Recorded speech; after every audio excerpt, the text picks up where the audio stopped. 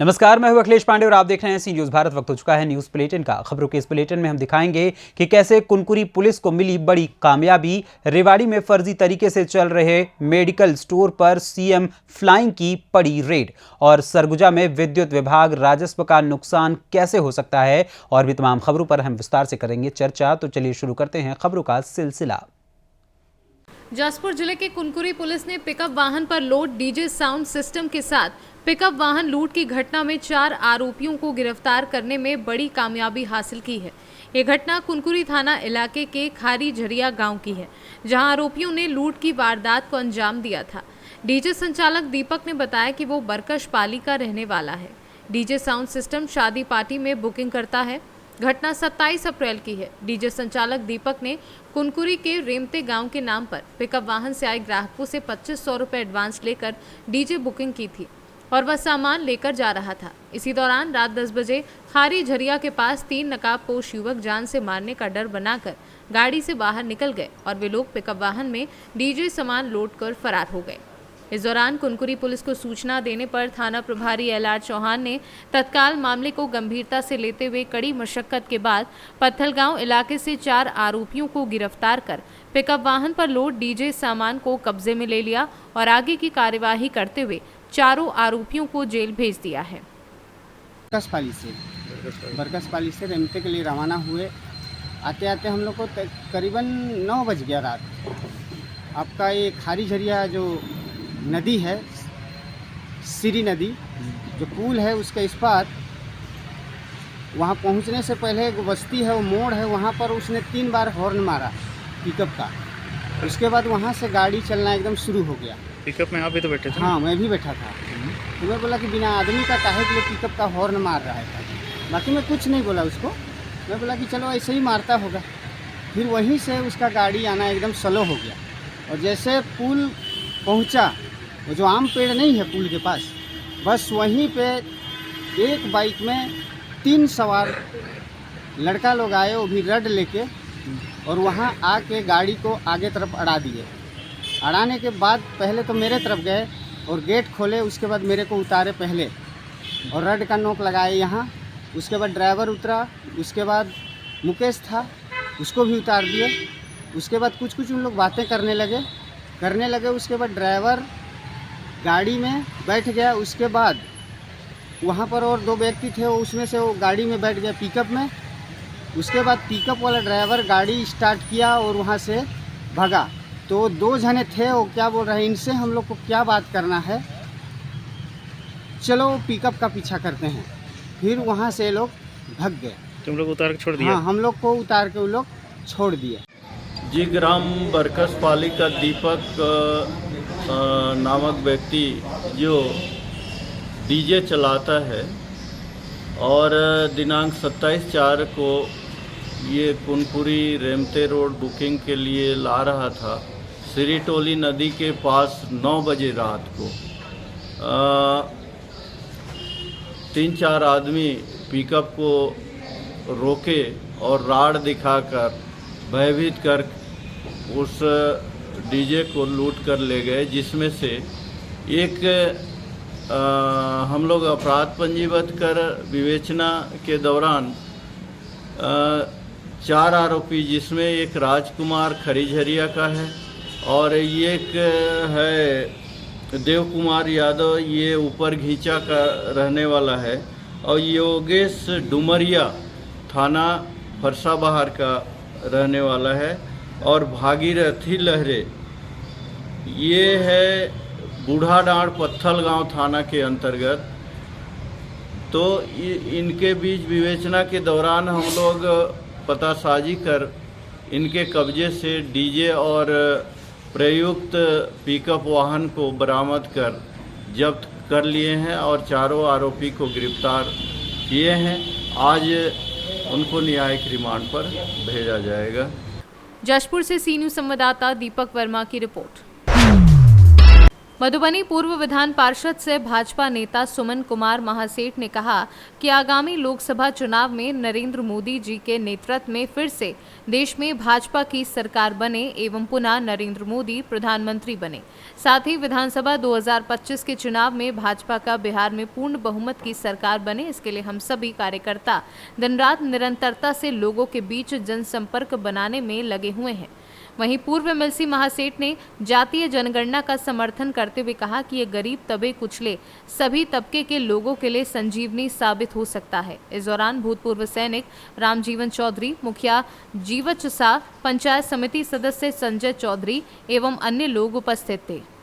आपके ऊपर फिर से भाजपा ने विश्वास जताया है और आप भाजपा के सदस्य फिर से नियुक्त किए गए हैं, तो इसके बारे में क्या कुछ बताना चाहेंगे? देखिए, भारतीय जनता पार्टी एक बहुत बड़ी पार्टी है और भारतीय जनता पार्टी में कुछ दिन हमको अलग रहना पड़ा टेक्निकल कारण से। पुनः भारतीय जनता पार्टी हम ज्वाइन किए हैं और भारतीय जनता पार्टी 2024 का लोकसभा चुनाव और 2025 का विधानसभा चुनाव, दोनों चुनाव 24 के चुनाव में देश के प्रधानमंत्री वर्तमान प्रधानमंत्री नरेंद्र मोदी जी के नेतृत्व में पुनः हमारी सरकार बने और बिहार में पूर्ण बहुमत के साथ 25 में हमारी सरकार बने। इसके लिए दिन रात हम लोग जनताओं से के बीच में जा रहे हैं और समाज को जोड़ने का काम कर रहे हैं। अच्छा, अभी जो जातीय जनगणना चल रही है उस पर कुछ आप कहना चाहेंगे? क्या ये समाज के लिए या बिहार प्रदेश के लोगों के लिए अच्छी चीज़ है या क्या है? देखिए, जातीय जनगणना पूर्व में भी हुई थी 1930 में। उस जातीय जनगणना क्या सोचकर उस समय के लोग किए थे नहीं मालूम है।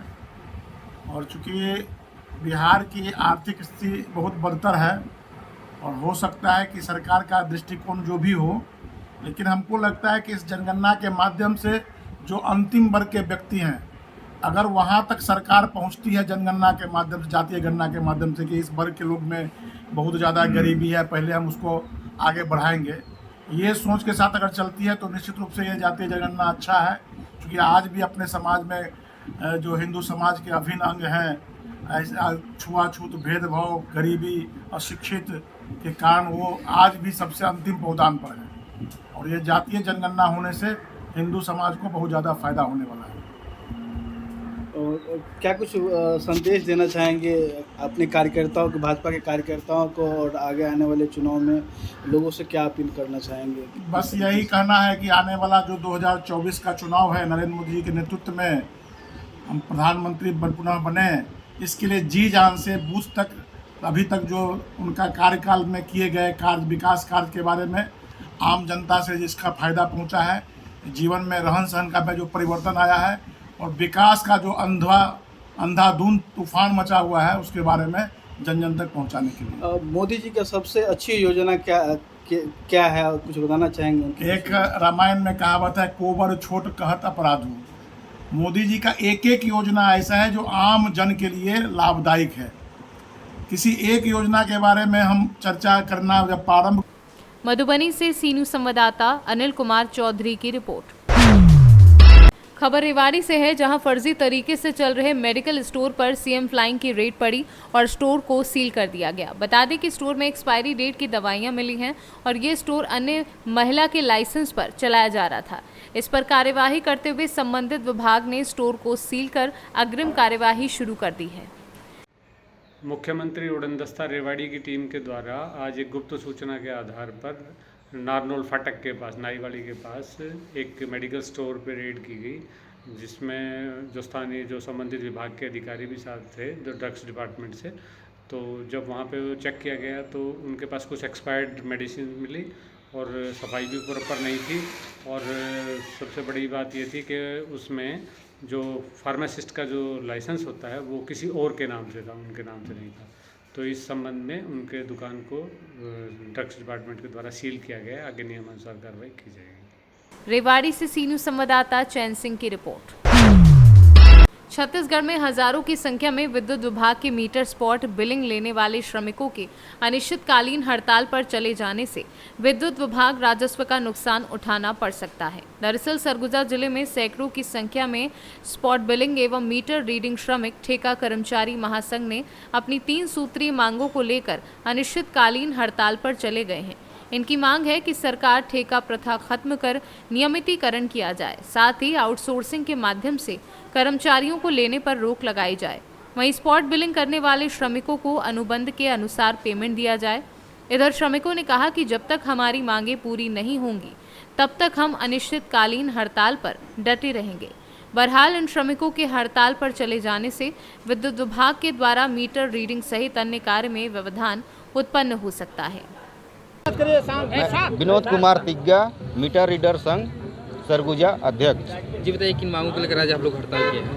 हो सर, हम लोग का जो मांग ये है कि ठेका प्रथा आउटसोर्सिंग बंद करके हमको विभाग में समायोजन करने का बात किया था, और आज तक वो 4 साल होने के बाद भी वो मतलब बंद नहीं किया और हमको विभाग में समायोजन नहीं किया। इसीलिए हम लोग अनिश्चितकालीन हड़ताल 1 मई 2023 से हड़ताल पे बैठ गए हैं। तो क्या मांगे हैं आप लोग? क्या लगता है कब तक नहीं होगी मांगे पूरी, तो क्या करेंगे आप? तो अगर पूरी नहीं होती है, हमारी मांगे 3 मांगे हैं, अगर उसमें से पूरी नहीं होती तो हम लोग 1 महीना का 2 महीना या साल भर हो जाए फिर भी हम लोग हड़ताल पे बैठे रहेंगे। और राजस्व को अगर सरकार के ऊपर अगर कुछ नुकसान होती है तो उसकी जवाबदारी शासन की ही होगी। मैं सुरेंद्र कुमार ठाकुर, सरगुजा अंबिकापुर टाउन से। जी बताइएगा, आप लोग के हड़ताल चले जाने से किस तरह से नुकसान होगा, क्या है बिजली विभाग? देखिए, अगर हम लोग हड़ताल अगर करते हैं संगठन के द्वारा, अगर हड़ताल पे अनिश्चितकालीन हड़ताल पे हम लोग बैठते हैं तो राजस्व नुकसान सरकार को होगा ही। साथ में कंज्यूमर जो होते हैं जिनका हम बिलिंग करते हैं उनका बिल बंद हो जाएगा, उनको भी नुकसान होगा क्योंकि टैरिफ चेंज करना पड़ेगा। कल के डेट में वही जो बिल 100 रुपये आता था वही 1000 बिल आएगा, तो इसमें सरकार की राजस्व नुकसान होने की पूरी संभावना है। और हम लोग आज हड़ताल करने के लिए यहाँ पर बैठे हैं, हम सरकार से पहले भी ज्ञापन दे चुके हैं कि अगर हमारी मांगें पूरी नहीं होती है तो जो सरकार को नुकसान होगी वो सरकार उसकी खुद।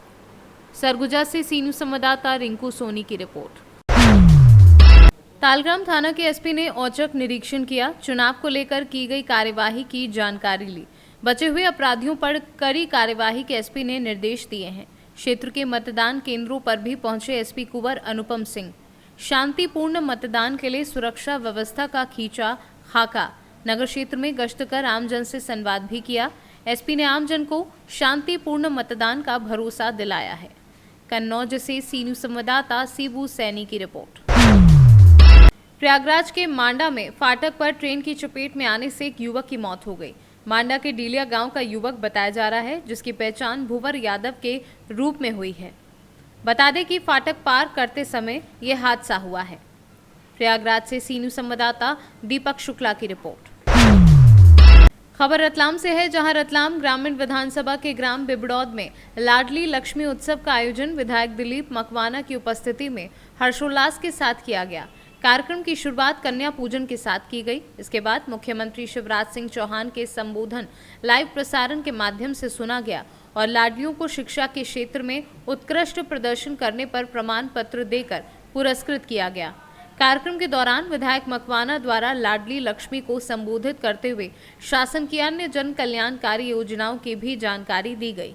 इस दौरान आंगनवाड़ी कार्यकर्ता सहित पार्टी पदाधिकारी और लाडलियां उपस्थित रहीं।